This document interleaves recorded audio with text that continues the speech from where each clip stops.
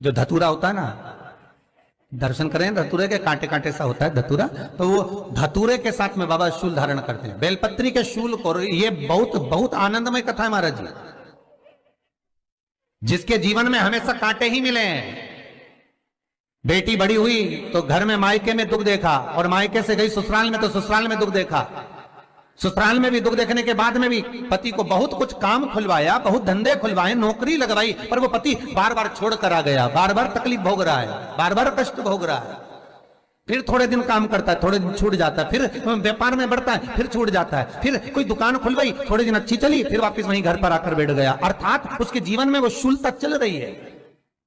तो बाबा देवाधिदेव महादेव कहते हैं, ये 3 घड़ी 3 पल 3 नक्षत्र 3 समय 3 दिन में जो शूल मुझे समर्पित करता है, उसके जीवन से मैं शूल हटा देता हूं। वो 3 दिन लिखे स्कंद पुराण में।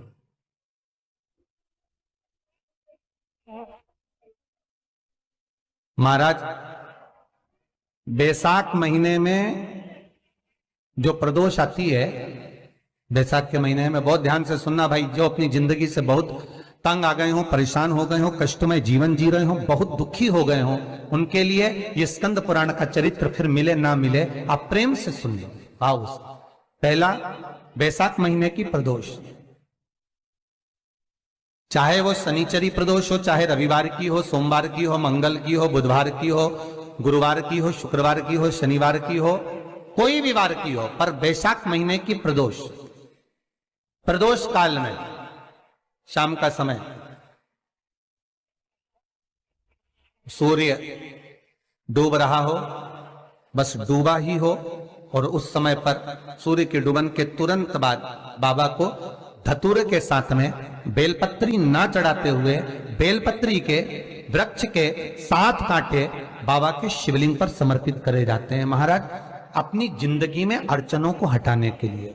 फिर आप जिस व्यापार में उतरे, जिस व्यवसाय में उतरे, जिस नौकरी में उतरे, आप दिल से करें, आपको तरक्की मिलेगी। आप हार नहीं सकते, नीचे नहीं आ सकते, उन्नति पर ही चढ़ेंगे। एक वैशाख मास की प्रदोष, दूसरा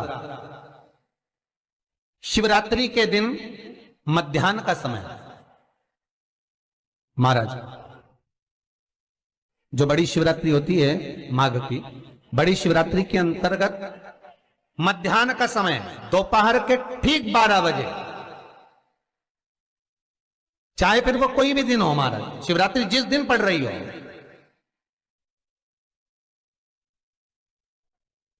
उस दिन भी धतूरे के साथ बाबा को 7 कांटे बेलपत्री के वृक्ष के समर्पित होते हैं महाराज।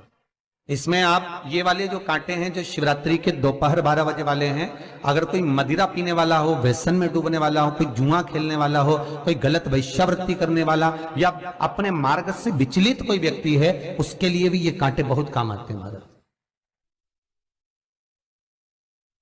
दूसरा, पार्वती, तेरे द्वारा तेरे नयन अश्रु से जो प्रगटा हुआ बेल का वृक्ष है, द्वितीय शूल मैं वहां धारण करता हूं, तृतीय शूल, तीसरा शूल जो वर्णन करा गया महाराज। भगवान श्रावण के महीने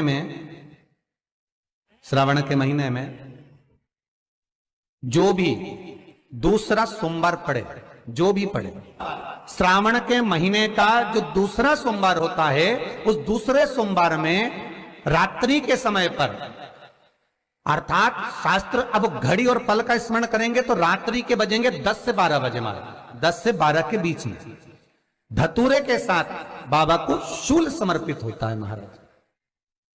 ये भी हमारी बाधाओं को, हमारी तकलीफों को, व्यापार व्यवसाय के लिए, नौकरी सर्विस के लिए, बहुत सारे एग्जाम में आप बैठ लिए, गवर्नमेंट एग्जाम के लिए बैठ लिए, नहीं हो रहा, ये 3 बार मेरे शंकर को बेलपत्री के वृक्ष के शूल समर्पित होते हैं, उसका आनंद पाना और उससे अपने को सुख प्राप्त करना।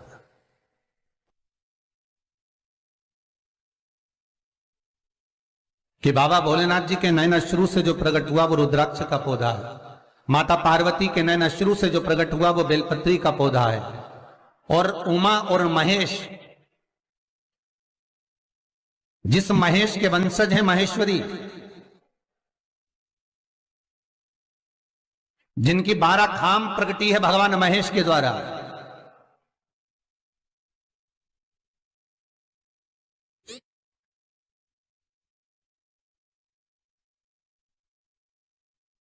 वो महेश और उमा, उमा और महेश का जो चरित्र है कि उमा और महेश का जब प्रागट्य हुआ, उमा और महेश जब दोनों आनंद में विभोर होकर जब चलते हैं और दोनों के बैठने से तप मुद्रा से जो पौधा उत्पन्न होता है वो शमी का पौधा है।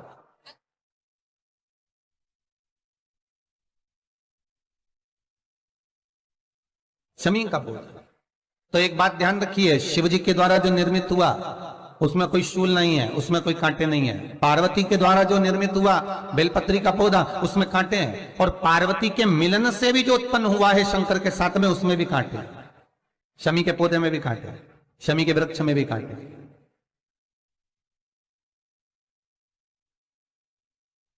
तो पार्वती जी स्कंद पुराण में प्रश्न कर रही हैं भोलेनाथ जी से कि प्रभु मुझे ये बताओ कि आपके द्वारा जो निर्मित हुआ उसमें शूलता नहीं है, पर मेरे द्वारा जो निर्मित हुआ उसमें शूल क्यों आया है, उसमें कांटा क्यों आया है? थोड़ा सा माताओं, मेरी जीजियों, आपको थोड़ा बुरा तो लगेगा इस प्रसंग को सुनकर, पर लग जाए, पर आज कथा निकली है तो सुन लो है कि शिवजी जिस रुद्राक्ष को उत्पन्न कर रहे हैं उसमें शूलता नहीं है, पर पार्वती जी जो संग में मिली हैं उसमें भी शूलता है, और पार्वती के द्वारा जो प्रकट हुआ बेलपत्र उसमें भी शूलता है।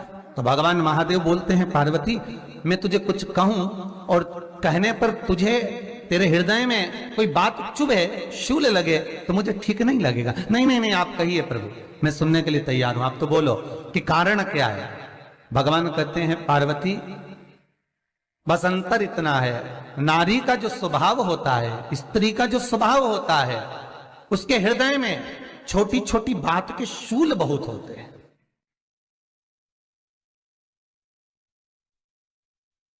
जेठानी ने यह कह दिया, देवरानी ने यह कह दिया, तुम्हारी मम्मी ये बोल दी, तुम्हारे पापा ने यह कह दिया, तुम्हारी बहनों ने यह कह दिया, तुम्हारे भाई ने यह कह दिया, तुम्हारे रिश्तेदार ने यह बोल दिया। ये नारी के भीतर ये शूलता रहती है। तो पार्वती जी बोली कि जितना तप आपने करा उतना तप मैंने करा, और जितनी साधना आपने करी उतनी साधना मैंने करी, और जितना आराधना दिल से आपने करी उतनी आराधना दिल से मैंने करी, फिर इसमें शूलता कहां से आ गई? भगवान शिव बोले, बस पार्वती बात इतनी सी है कि जब मैं आराधना करने बैठता हूं तो मेरी दृष्टि में सम्मुख में कुछ नहीं होता। जब मैं आराधना करने बैठता हूं तो मेरी दृष्टि में मेरे सम्मुख में कुछ नहीं होता कि कौन ने क्या करा है, कौन ने क्या बोला है, कौन क्या कर रहा है, उससे मुझे मतलब नहीं होता, उससे मुझे कोई मतलब नहीं।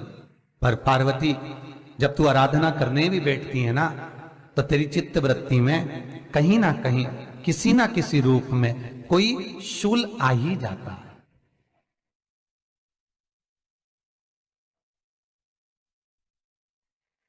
कई माताओं की आदत देखी साहब, भगवान की सेवा करने बैठी है तो भी भीतर थोड़ा सा शूलता भरी हुई है। महाराज बताओ, इतने सारे भगवान इकट्ठे कर लिए, मैंने बोला था बहू से कि वहां रख लेती है, बताओ इतने सारे यहां पर लाकर रख दिए हैं, अब इसकी सेवा करना पड़ रही है, अब ये करना पड़ रहा है।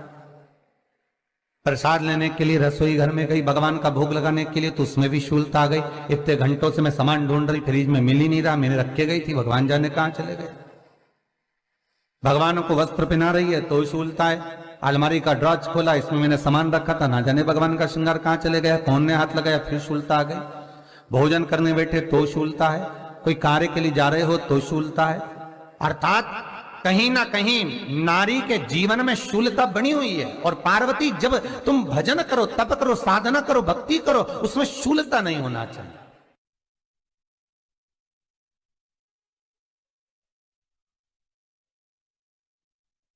पार्वती जी ने कहा, भोलेनाथ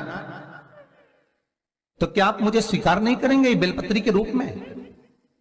क्या मुझे स्वीकार नहीं करेंगे शमी पत्र के रूप में?